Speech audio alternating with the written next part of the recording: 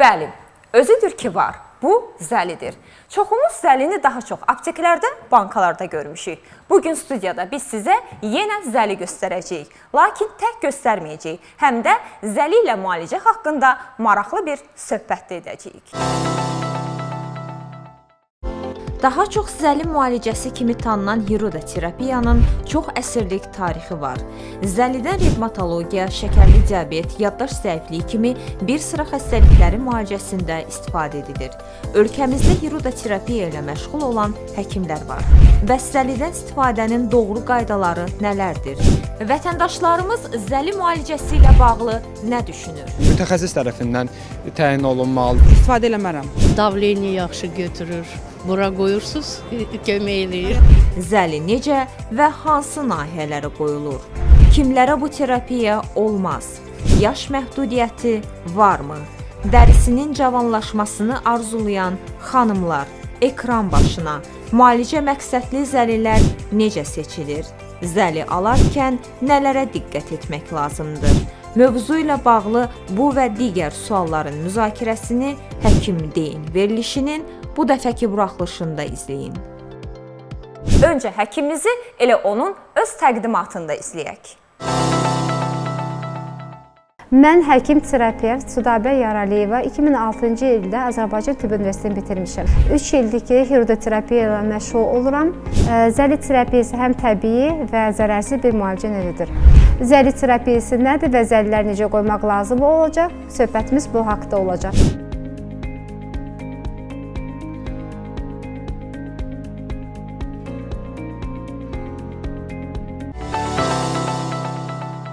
Xoş gəldiniz Sudabə xanım, buyurun. Təşəkkür ederim. Zəli ilə gəlibsiniz Sudabə xanım. Bilmirəm, Zəliyə də xoş gəlibsiniz deyəkmi?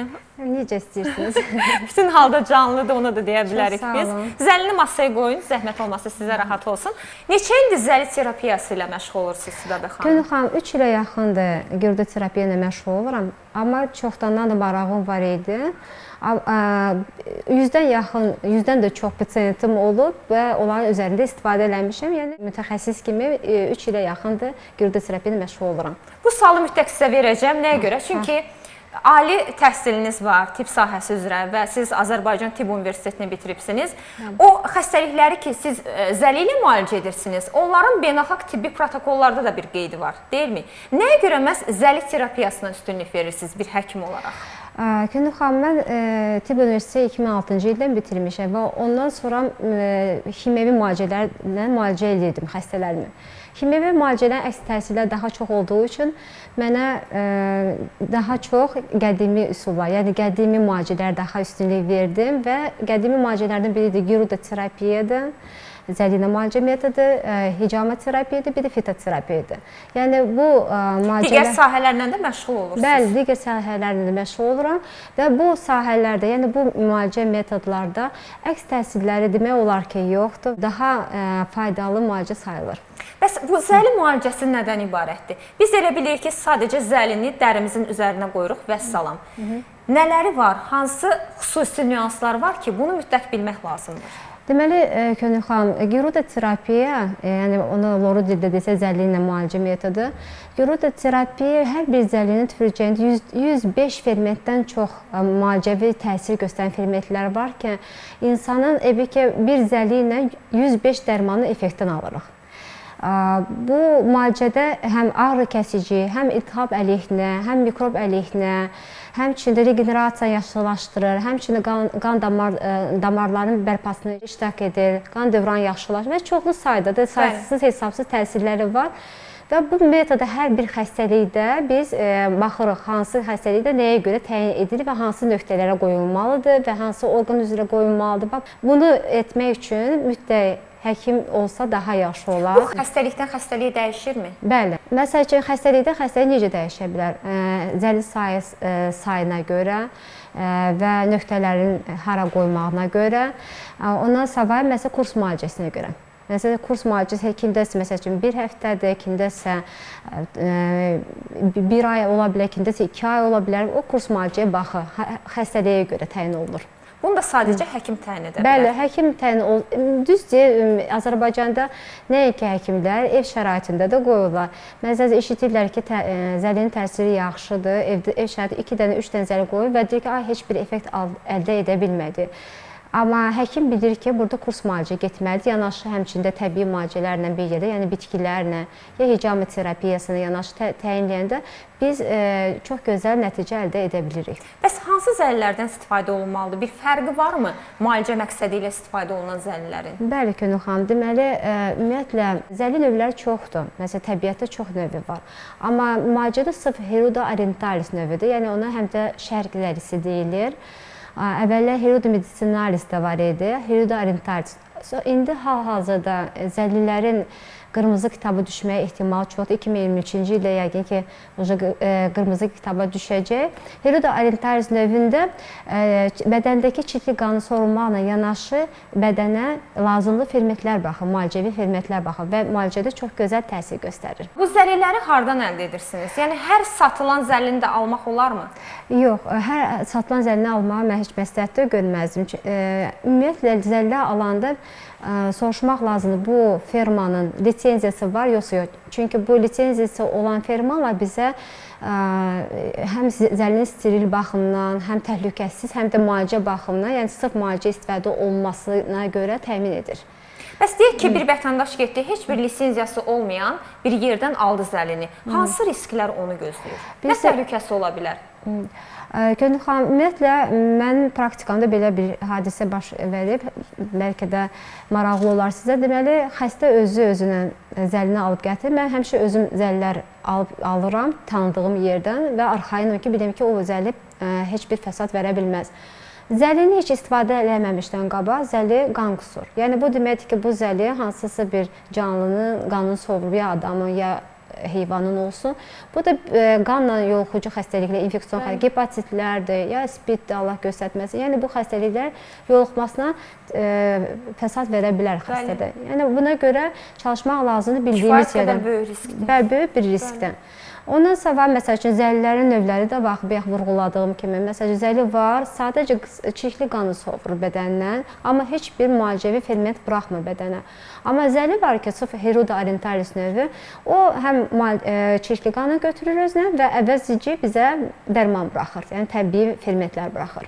Çox maraqlıdır. Baxın, zəli də gətiribsiz bura. Deyək ki, siz zəlilərin növlərini sadaladınız. Amma bir vətəndaş olaraq, belə deyək də, hətta bir pasiyent olaraq biz bilmirik hansı növü var. Bizə görə zəlilər hamısı eynidir, eyni cürdə görünür. Baxmaqla fiziki quruluşuna görə o növləri fərqləndirmək olurmu? Bəli, məsəl üçün, Azərbaycanda ona loru dildə, məsəl üçün, müalicədə istifadə olunan zəli Hirudo orientalis, həmçinin zeytun zəlisi deyirlər, yaşıl yarpaq da deyirlər. Zəlilərin, məsəl üçün, çənəsinin forması fərqlidir. Düzdür, hamısında 3 dənə çənə var və üstündə belə halqalar gedir. Rəngi, məsəl üçün, ola bilər yaşlı, bəzən və narıncı. O da baxın, zəli harda, məsəl üçün, sarı torpaqda böyüyən zəlidirsə, sarı təhər, narıncı rəngdə olur. Əgər yosunların arasında bitən böyüyən zəlidirsə, deməli, yaşlıla bənzər olur. Zəhmət olmasa zəliləri bizə göstərə bilərsinizmi? Əyani olaraq tamaşaçılarımız da izlərsin. Əlbəttə, niyə də göstərmələm? Çox maraqlıdır. Əslində, Südabə xanım, belə baxırıq, biraz qorxulu görsənir. Bəlkə də təmasımız olmayıb ona görə belə gəlir. Ona görədir. Amma ki, bunlar birincisi Allah Taala bizə bir təbii müalicə üçün, yəni nemətdir bu. Bundan istifadə eləmək lazımdır. Həmçinin heç bir zərəri yoxdur. Hətta zəlilər o qədər həssasdırlar ki, məsəl üçün, mən sizə bir dənəsini göstərə bilərəm. Bu, bizdə görürsünüz, zəlinin üzərində halqalar var, həmçində sarımtıl ləkələr var. Amma bəzi zəlilər olur, yaşıla bəzi. O da baxır, harada bu zəli böyüyübsə. Baxın, belə formada olur. Elə tamaşaçılarımıza da göstərək, Südabə xanım, yaxından izləsinlər. Deməli, burada biraz böyük zəli var, göstərə bilərəm. Rənginə görə, harada böyüdüyü üçün, məsəl üçün, sarı torpaqda böyüyən zəllərdirsə, sarımtıl olur. Necə rahatlıqla əldə saxlayırsınız Südabə xanım? Mənə biraz qəribə gəlir. Öyrəşmişəm. Həmçinin mənim üçün bunlar bir ev heyvanı kimidir. Bəs ilk toxunanda da sizə rahat oldu Südabə xanım? İlk dəfə bir toxunanda həkim kimi mən qorxmuram belə şeylərdən, düzdür desəm. Heç vaxt qorxmamışam da. Prinsipi bir ev heyvanı kimi bəsləyirəm mən bunları. Bəs yeni pasientlərinizi necə alışdırırsınız zəlliyə? O eləsi olur Elə ki, var, baxanda var. toxunmaq istəməsin. Bəli, Gönülxan, elə xəstələrimiz var ki, Bəli. fobiyası var zəlliyə qarşı. Bəs Deyirlər ki, necə "Ay, nədir?" alışdırırsınız? Mən bilirsiniz nədir? Mən xəstə ilə danışıram, Baxa bilərəm psixoloji zəhmət onu hazırlayıram. Ay, qorxmuyorsun Bəli. Gönülxan, orada heç nə qorxulusu heç də yoxdur. Bəli. Mən psixoloji onu hazırlayıram ki, burada qorxulusu heç nə yoxdur. Bir dənə qoyuram. Deyim, məsələn, toxunun, Nə baxın. gözəl rəngi var, yaşlı Bəli. rəngdir. O biz zəllə o qədər həssasdılar ki, məsəl üçün möhkəm səs olanda, Bəli. möhkəm məsəl üçün istiliyə, ya soyuğa, işığa, hər şey həssaslar. O zaman saxlanıldığı suyun temperaturu da önəmlidir, deyilmi? Ona çox da buz kimi suda yox, sərin suda saxlamaq lazımdır. Nə qaynar su olmasın, nə də ev temperaturu. Biraz sərin su olsa daha yaxşı olar. Çox maraqlıdır. Əslində mən çox istəyərdim biz bunu İndi artıq çıxırlar biri çıxır, zəllərimiz. bəli. Biri çıxır, zəhmət olmasa bu yerinə salaq. Qoyaq. Əslində Südabə xanım, mən çox istəyərdim ki, studiyada biz bunu əyani olaraq tamaşaçılarımıza göstərək, zəlini necə qoyursunuz. Amma doğrusu mən biraz çəkinirəm. Bilmirəm, müraciət edəkmi bizim operatorlarımıza? Bu fədakarlığı edərmi bizim operatorlarımız? Yox, operatorumuz da razı deyil. Rejissorumuz qeyd edir ki, səs rejissoru razıdır. O zaman biz səs rejissorumuzu studiyaya dəvət eləyək Olar. və bu böyük missiyanı öhdəsinə götürdüyünə görə biz ona təşəkkür edirik. Səs rejissorumuz, buyurun zəhmət olmasa studiyamıza. Aha, əyləşin zəhmət olmasa. Aleykümselam. Mən orada əlcəyimi taxım əlimə. Sizin nə şikayətiniz var? Məndə baş ağrısı. Biraz özümü də həkim Siz kimi danışın. təqdim edim. Məndə baş ağrıları, Baş ağrısı, migren ağrıları. Qakas Bu migren ağrılar üçün ağrılarında hansı nahiyədə deməli qoyulmalıdır? migren ağrılarında qulaq arxasına, boyun arxasına, həmçinin burada biraz halqa var, görünür ki, biraz osteoxondroz da var. Bura qoysa daha yaxşı olar. Efir olduğuna görə biz istəyərdik ki, əldə qoyaq ki, daha rahat bir şəkildə Gəlin də bir sınaqdan tamaşaçılarımıza göstərə bilək. İstəsəz bu Hansı ələ əlini qoya seçək? bilərik. Gəlin bu ələ qoyaq. Mən çox böyük zəli qoymayacağam, balaca zəli qoyuram. Qorxmursuz ki, İlandan qorxuram. olub daha öncə Xeyr, zəli birinci qoymağınız dəfə. birinci dəfədir. Deməli, zəlləri biz elə yerə qoymalıyıq ki, həm damara düşməsin. Bu şəkildə qoyulur. Bəli. Bunu pinsetlə də qoymaq olar. Prosta özümdən gətirmişəm bu dəfə. Bəli. Ağrı hiss etdiniz zəli sancanda? İynə ağrısının elə bir yarısının yarısı qədər. O qədər zəif. Çox zəif. Və hazırda nə hiss edirsiniz? Qanı sorur, onu hiss edirsiniz? Xeyr. Hiss olunmur ümumiyyətlə? Gül xanım, deməli 3 dəqiqə ərzində biraz nəsə hiss olunur. Ondan sonra keydici buraxır zəli tüfrəcəyini. Bəli. Əslində nə qədər ağıllı bir canlıdır. Bəli.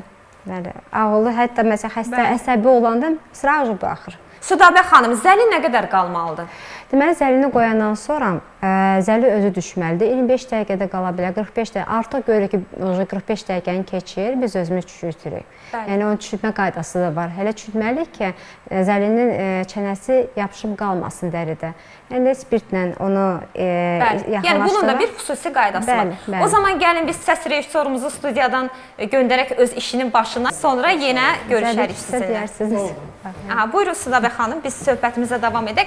Mən istərdim söhbətimizin bu yerində bir sorğu izləyək. Vətəndaşlarımız arasında bir sorğu keçirdik ki, zəli ilə müalicəyə necə baxırsınız? Görək bizim insanlarımızın zəli terapiyasına münasibəti necədir? Hazırda sorğunu izləyək. Faydalıdır. Yəni ki, insan bu ilə istifadə eləsin. İndiyə qədər istifadə edibsiz? Yox, heç bir dəfə də eləməmişəm. Bəs hansı xəstəliklərdə istifadə oluna bilər? Hərçəng xəstəlikdə yəni ki, eləmək olar onu. Təbii müalicələrə daha üstünlük verirəm. İndiyə qədər istifadə edibsiz? Eləməmişəm. Biraz qorxum var. Amma lazım olsa ən əsası ondan istifadə edərəm. Nəinki kimyəvi tərkibli bir dərmanlardan. İnanın mən özüm də zəli ilə elətdirmişəm, bəli inanıram. Prosta indi bir dəqiqə zəlinin qiyməti qalxmasından qorxuram ki, bir də onu da qaldırarlar. Yox, inanmıram. Sizcə heç bir faydası olmaz zəlinin? Yox, inanmıram. Yaxşı baxırıq. Hansı xəstəliklərdə effektiv ola bilər? Qan xəstəliklərində. Ətrafdakılar istifadə edib hamısı, yəni ki, özüm istifadə eləməmişəm, amma çox müsbət, yəni rəylər almışıq. Zəlidən terapiya üçün istifadə edilməsinə necə baxırsınız? Zəlidən terapiya kimi istifadə eləmək olar, amma o halda ki, yəni onu mütəxəssis tərəfindən təyin olunmalıdır. Yəni kim bundan istəyir, kör-körənə şəkildə eləmək düzgün deyil. bəlkə də əsrlərdən bəri əgər bu müalicə tətbiq olunubsa, bunun yalnız xeyrini görmüş olarlar ki, yəni indiyə qədər bu tətbiq olunur. İstifadə eləmərəm. Niyə istifadə etməzsiniz? Gigiyena tərəfindən filan, yəni bilmirəm. Sizcə effektiv ola bilərmi müalicəsi? Onu da bilmirəm. Effektiv olmaz yəqin ki. Davleniya yaxşı götürür. Bura qoyursunuz, kömək eləyir. Ayaqlara kömək eləyir. İndiyə qədər istifadə edibsiz? Yox. O qoca arvadlar eləyir. Mən hələ yox. Sorğunu da izlədik. Elə bir vətəndaşımız da qeyd etdi ki, yaxşı olar ki, mütəxəssis tərəfindən bu müalicə aparılsın. Maraqlıdır. Bir yaş məhdudiyyəti varmı? Məsələn, uşaqlara və qocalara da istifadə etmək olarmı zəlidən?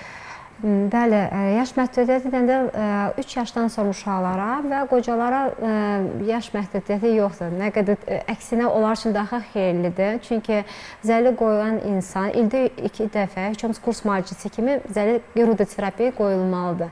Kim qoyursa həm infarktdan, həm insultdan özünü sığortalayır. Çox maraqlıdır. Dərinin gözəlləşməsi üçün istifadə oluna bilərmi?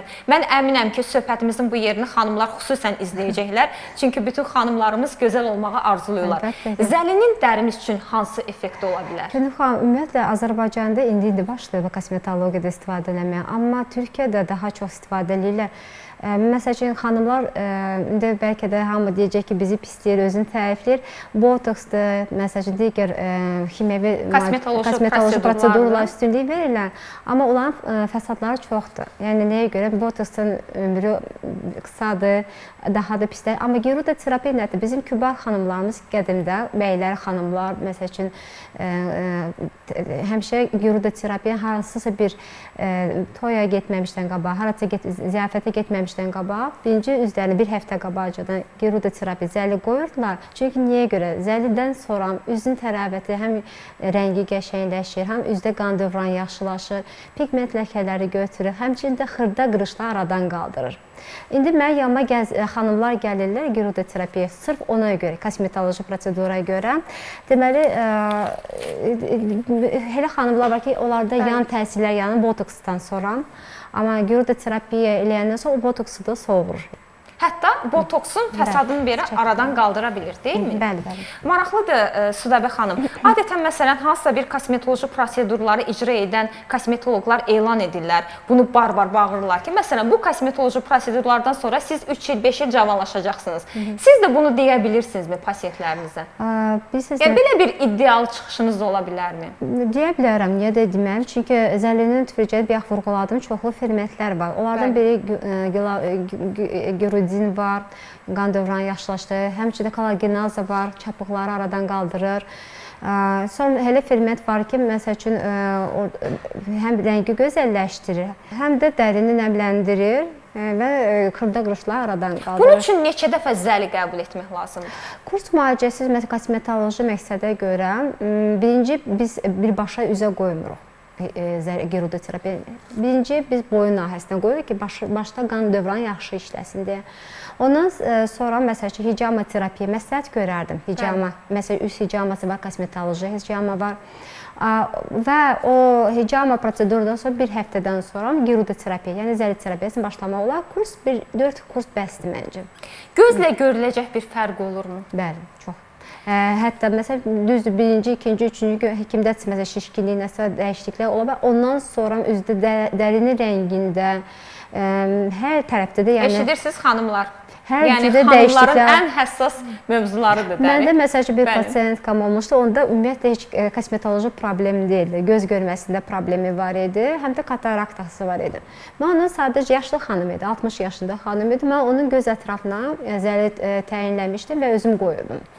Hələ hər dəfə, hər kursda gəlirdi, 7 kurs dalbadal biz keçdik. Həbə ki, 7 kurs 10 gündən bir yanıma yaxınlaşır. İnanın ki, onun göz ətrafında qırışlar həbə ki, azalmışdı. O dərəcədə həm üzünün Yəni siz rəngi başqa məqsəd üçün istifadə edirsiniz, başqa amma məqsəddə istifadə edirəm. dərsidə fayda gördüm. Təbii ki, eyni zamanda həm üzə görə xeyir oldu, həm görməsini yaxşılaşdı. Bu yaxın vaxtlarda siz Türkiyədə keçirilmiş bir beynəlxalq konfransda iştirak edibsiniz. İstərdim bu tədbir haqqında tamaşaçılarımıza məlumat verərdiniz. Gönül xanım, demək konfrans 2022-ci ilin noyabr ayının 17-si ilə 19-u arası keçirilmişdi. Məni belki Azərbaycanda bir nümayəndə kimi dəvət etmişdilər. Türkiyənin 40 şəhərində. Bu konfrans beynəlxalq konfrans hesab olunur. Hər dövlətdən, deməli Amerikadan, Rusiyadan, Türkiyədən, Azərbaycandan, müxtəlif ölkələrdən nümayəndələr var idi. Bizdən də elə mən getmişdim. Bu konfransda çıxış etdim və oradan da beynəlxalq sertifikatımı əldə etdim, qazandım və həmçində başqa təlimlərə də qatıldım və həmçində oradan da sertifikat qazandım. 2023-cü ildə oktyabr ayında Özbəkistanda yenə bir ikinci beynəlxalq konfransı keçiriləcək. Həmin konfransa da dəvət aldım. Artıq verilişimiz sona çatır. Yəqin tamaşaçılarımız üçün də maraqlıdır. Bizim səs rejissorunun aqibəti necə oldu? Və rejissorumuz qeyd etdi ki, zəli onun əlindən düşübdür və sarıyıblar. Mən istərdim rejissorumuzu dəvət edək bura. Yəni, son sarıqlı əlini də tamaşaçılarımıza göstərək. Bir dəfə istifadə olunan zəli artıq atılmalıdır. Atılmalıdır, bəli. Atılmalıdır ya da məhv edirik, biz düzünüzsə. Çünki başqa adam götürüb onu başqa yerdə ya sata bilər, ya nəsə elə. Bir zəli neçə dəfə bu cür istifadə oluna bilər? Bir zəli bir adama, əgər təyin olunursa 3 ay suda saxlayıb, yəni qan qusanırsa təkrar həmin xəstəyə təyinləmək olar.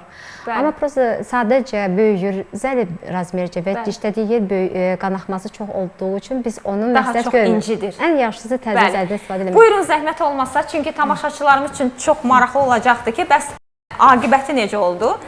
Zəhmət olmasa tamaşaçılarımıza qolunu göstərin.